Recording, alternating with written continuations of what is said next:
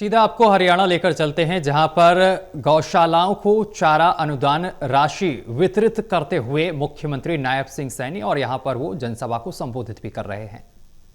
2014 में हरियाणा प्रदेश में गौशालाओं का जो बजट था वो मात्र 2 करोड़ रुपए का होता था, परंतु आज मुझे खुशी है कि आज मैं यहां पर कुरुक्षेत्र जिले की 19 गौशालाओं के लिए 1 करोड़ 80 लाख रुपया चारे के लिए अनुदान दे रहा हूं।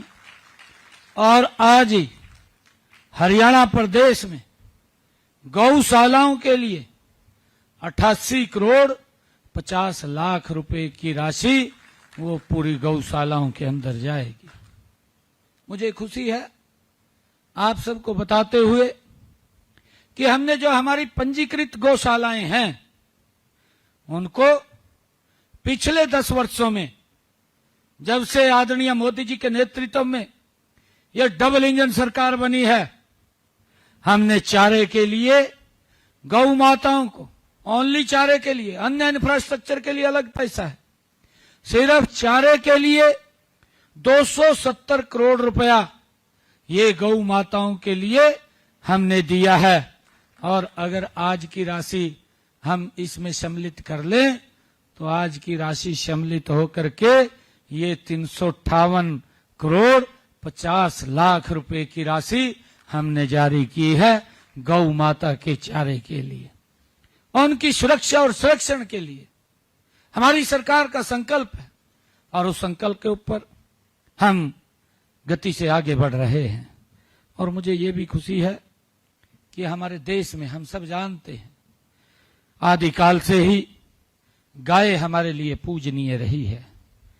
पौराणिक कथाओं के अनुसार गाय में सभी देवी देवता निवास करते हैं। गाय को आध्यात्मिक और दिव्य गुणों की स्वाभिमानी भी कहा जाता है। देवी देवताओं और असुरों के बीच सुंदर मंथन से निकले 14 रत्नों में से एक कामधेनु गाय थी, ये हम सब जानते हैं। गौ सेवा, गौ पालन और गौ रक्षा किसी न किसी रूप में हमारे धर्म ग्रंथों में उल्लेख मिलता है। वेदों में गाय की महिमा का व्यापक रूप से वर्णन मिलता है। हमारे यहाँ गाय को माता का दर्जा दिया गया है। मित्रों, गाय के इसी महत्व को देखते हुए धार्मिक एवं सामाजिक संगठनों द्वारा गौशालाओं की स्थापना पर बल दिया गया है। हमने गौशालाओं के विकास और गौवंश संरक्षण, प्राकृतिक कृषि को प्रोत्साहित करने की दिशा में महत्वपूर्ण कदम हम उठा रहे हैं। अगर हम देखें, जैसा मैंने कहा भी है कि 2014 तक हरियाणा में 215 पंजीकृत गौशालाएं थी, जिनमें केवल 1,75,000 गौवंश था।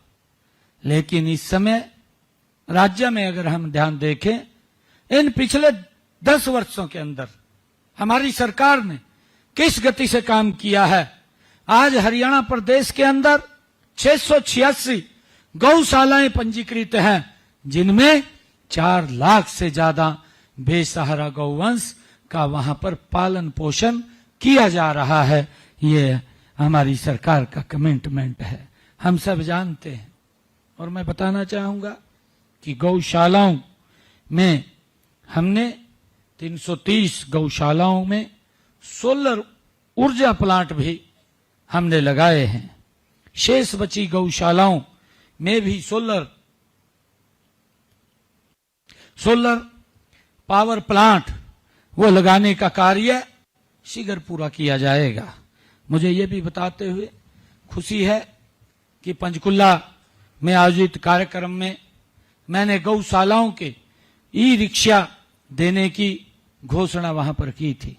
उसका कार्य गति से चल रहा है और मैं आज बताना चाहूंगा कि गौशालाओं को 800 ई रिक्शा खरीद की प्रक्रिया गति से चल रही है। हमने कहा था कि हम गौशालाओं में 2 रुपए प्रति यूनिट बिजली देंगे। आज गौशालाओं के अंदर 2 रुपए यूनिट बिजली उपलब्ध की जा रही है। हमने ये भी घोषणा की थी कि अगर कोई गौशाला खोलना चाहता है और गौशाला के नाम जमीन लेना वो चाहता है, उसमें गौशाला खोलना चाहता है, उसकी रजिस्ट्री पे 1% शुल्क लिया जाता था, परंतु अब हमने उसको भी 0 कर दिया है। अब कोई भी उसके ऊपर शुल्क नहीं लगता, कोई स्टाम्प ड्यूटी उसके ऊपर नहीं लगती है। भाइयों, गौशालाओं में गोवंश के स्वास्थ्य की जांच के लिए हमने पिछले दिनों ये निर्णय किया कि हमारे पशु चिकित्सकों की सुव्यवस्थित न होने के कारण गौ माताओं को बहुत ही दिक्कतों का सामना करना पड़ता था। हमने इस समस्या का निदान किया है। हमने पिछले 5 वर्षों में, जब पिछले 5 अगस्त 2024 को हमने ये घोषणा की थी कि 3000 से अधिक जो गोवंश वाली गौशालाएं हैं उनमें सप्ताह में 1 दिन पशु चिकित्सक ड्यूटी करेगा। 3000 से कम गाय वाली गौशालाओं में सप्ताह में 1 दिन वीएलडीए ड्यूटी करेगा और इसी घोषणा को लागू हमने कर दिया गया है। साथ ही हमने मोबाइल पशु चिकित्सालय की सेवाएं भी गौशालाओं के लिए उपलब्ध कराई जा रही हैं। मुझे ये भी खुशी है आप सबको बताते हुए कि प्रदेश को बेसहारा गोवंश से मुक्त करना हमारी सरकार की प्राथमिकता है। इसके लिए 2 गो अभ्यारण्य की स्थापना भी की गई है, एक गांव नैन में जिला पानीपत में और दूसरा गांव डुंडहर में जो जिला हिसार के अंदर है। और हमने एक और जो गौ अभ्यारण्य है वो पंचकुला के अंदर, उसको भी हमने चालू कर दिया है। इनमें शेड, पीने के पानी की और चारे की व्यवस्था वो की गई है और इसके लिए हमने 8 करोड़ रुपए की इन जो गौ अभ्यारण्य हैं, इन गौ अभ्यारण्यों के लिए 8 करोड़ रुपए की राशि भी हमने जारी की जा चुकी है। इसमें लगभग 5000 बेसहारा गौवंश वो वहां पर उसका पालन पोषण होता है। मैंने पिछले दिनों ये भी घोषणा की थी कि बेसहारा गौवंश के पुनर्वास के लिए 200 गौशालाओं को शेड बनाने के लिए हमने 10 लाख रुपए प्रति गौशाला अनुदान दिया जाएगा। और मुझे बताते हुए खुशी है कि हमने इसमें से लगभग 51 गौशालाओं में शेड भी बनाए जा चुके हैं और उनका पैसा भी हमने जारी कर दिया है। हम सब जानते हैं कि गौ माता पहले जैसा सम्मान दिलाने के लिए हमने देसी नस्ल की जो गायों हैं उनके संरक्षण, उनके संवर्धन के लिए हमारी सरकार कारगर कदम उठा रही है। इस दिशा में कदम उठाते हुए देश के यशस्वी प्रधानमंत्री आदरणीय नरेंद्र मोदी जी ने देसी नस्ल की गायों के संरक्षण और संवर्धन के लिए राष्ट्रीय गोकुल मिशन लागू किया है।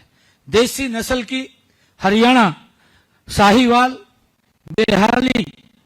बेलाही गायों के गोपालकों को दूध और उत्पादन की क्षमता के अनुसार हम 5000 से 20,000 रुपए तक का प्रोत्साहन राशि ये दी जा रही है। गौशालाओं में आश्रितों गौवंश की नस्ल सुधार के लिए भी प्रयास निरंतर सरकार द्वारा जारी है। मुझे खुशी है क्योंकि आप सबके बीच में आज जन्माष्टमी का महापर्व है और इस महापर्व के ऊपर हम एकत्र आए हैं। हरियाणा सरकार द्वारा गौशालाओं को आत्मनिर्भर बनाने के लिए व्यापक प्रसार भी प्रयास भी किए जा रहे हैं। गौशालाओं, गाय के गोबर और गौमूत्र से प्राकृतिक फिनाइल, फॉस्फेट से भरपूर जैविक खाद, गोबर के बर्तन, गोबर से प्राकृतिक पेंट और गमला, दिया, धूप और अन्य उत्पाद इन गौशालाओं के अंदर हमारी बना रहे हैं।